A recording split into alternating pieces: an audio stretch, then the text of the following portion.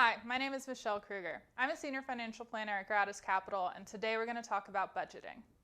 Here at Gratus Capital, we are really passionate about helping people in all areas of their finances.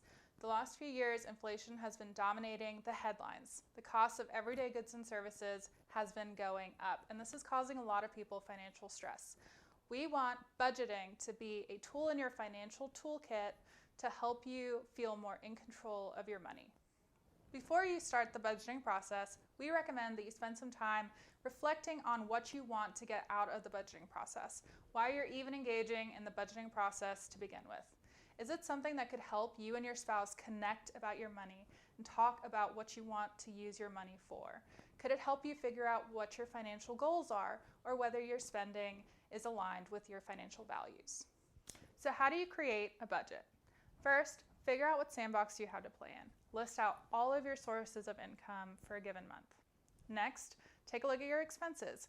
Figure out what your fixed expenses are going to be and list all of those out. So these are going to be expenses that you know how much it's going to be every month. They stay pretty consistent. That might be your mortgage, could be your rent, could be a loan payment, for example.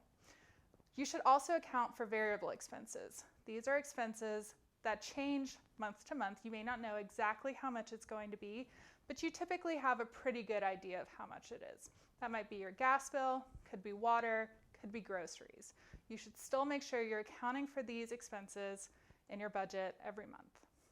One thing to keep in mind is that the goal of creating your budget is to have a surplus. This is money you can use for saving, for investing, and for your fun money. At this point, it's probably useful to reframe your thinking about your budget as a spending plan. Budgets are negative. They feel restrictive. No one is thinking about having a good time while making a budget. On the other hand, a spending plan puts you in control. It gives you freedom. It gives you flexibility to spend on the things that are really important to you. Make sure that your spending plan is realistic and also flexible.